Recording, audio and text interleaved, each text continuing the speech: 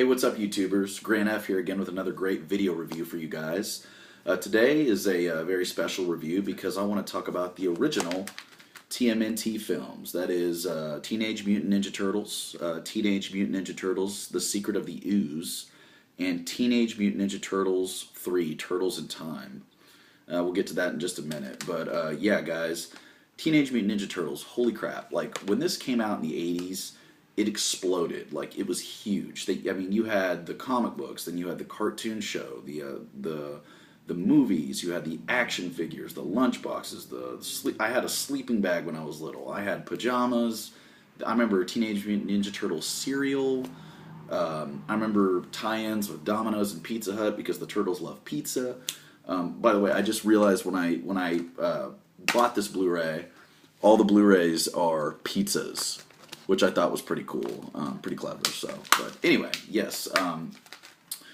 As far as the original franchise is concerned, the original trilogy, it started out with quality, and then it kind of ended in shittiness.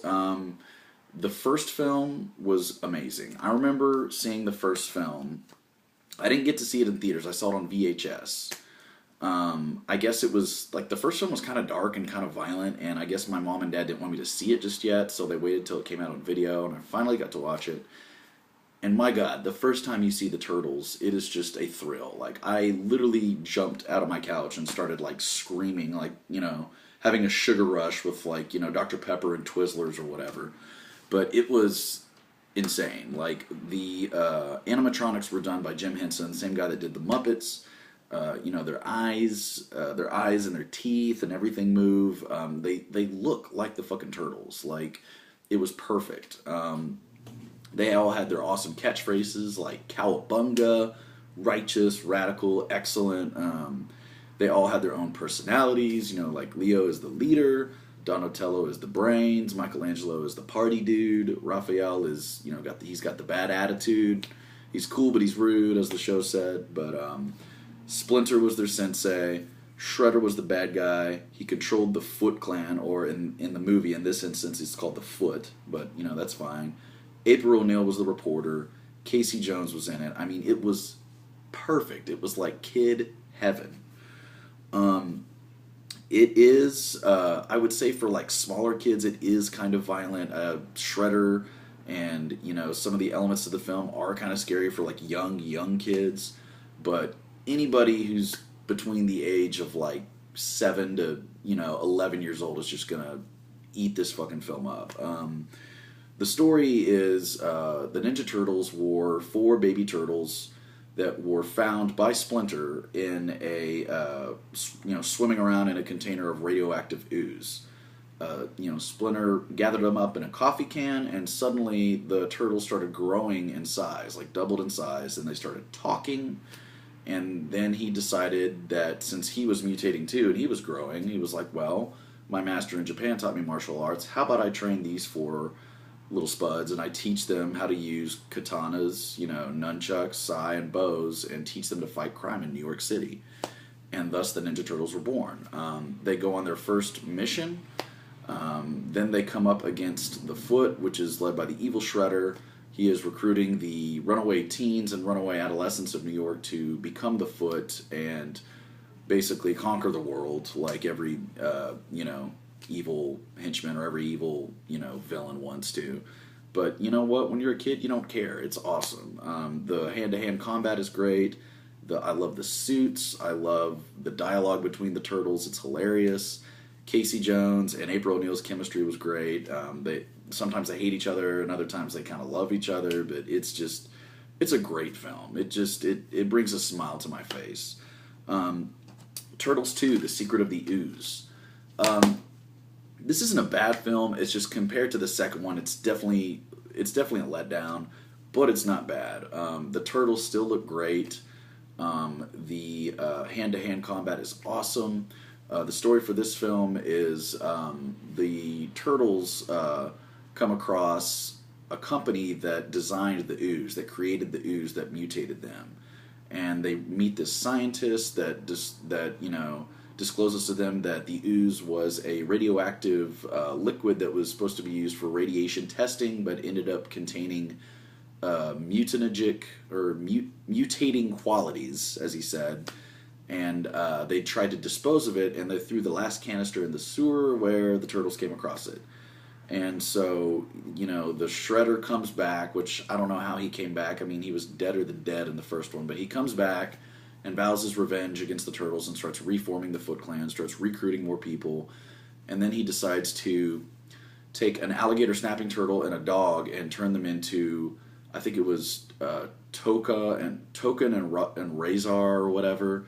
Totally should have been Bebop and Rocksteady. That would have been awesome. But they were these big, stupid, the animals themselves were babies, so they talked like babies. They were like, Mama, Papa. It was just stupid. They were, I would rather take, the Ninja Turtles fighting the Foot Clan and Shredder any day other than these stupid monsters. And they looked ridiculous. They looked stupid. The dog one, he always had his mouth open, like everywhere he walked. It was just dumb. But the scene with Vanilla Ice, even though he's a terrible rapper, the scene where they're in the club and the turtles start doing the ninja dance, that is a guilty pleasure. That is awesome. When Super Shredder turns into Super Shredder, that shit is badass. There's a lot of good things in this film, but there's kind of a lot of bad stuff in it, which kind of brings it down for me. As far as the first film goes, it just doesn't hold a candle to it. But it's a decent sequel. It's not bad. When you're a kid, you'll still like it. The third film, Turtles in Time. Holy shit!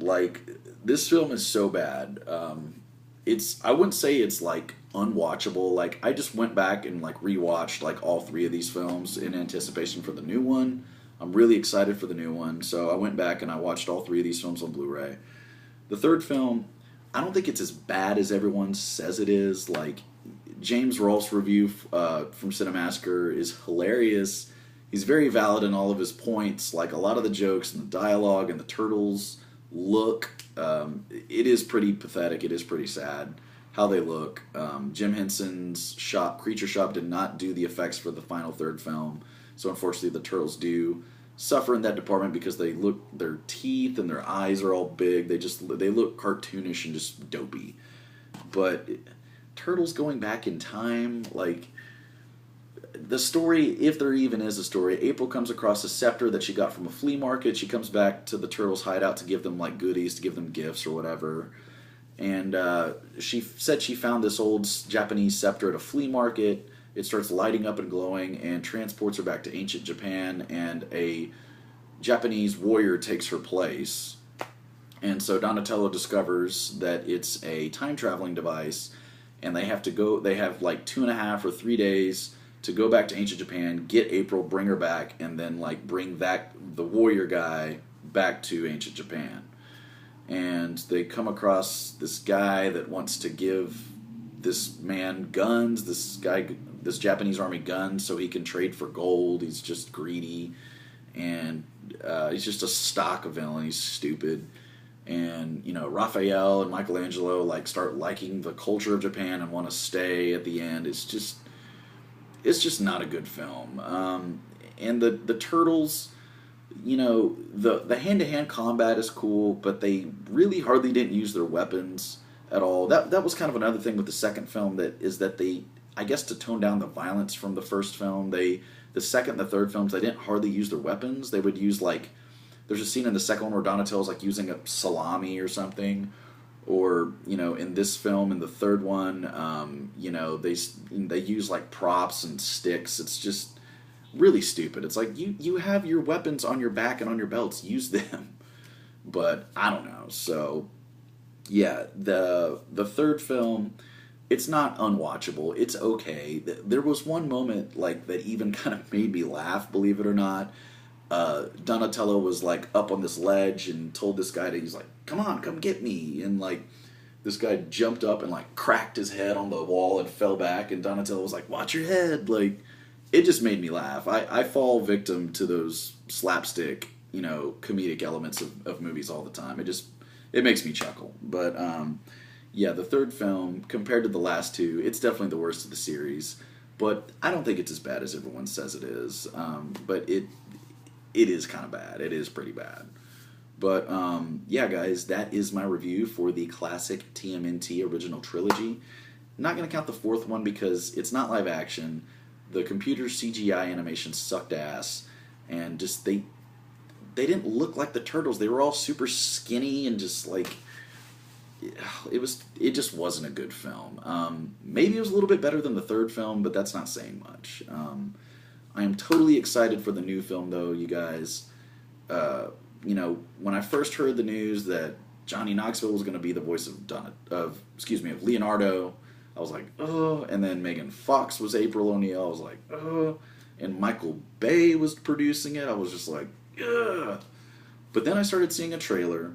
Then I saw a second trailer. Then I saw TV spots, and I'm like, this looks pretty fucking badass. This could be good. This could be the best Turtles movie we've had yet. So we shall see. But yeah, guys, hit me back with your thoughts and your comments on the original TMNT trilogy.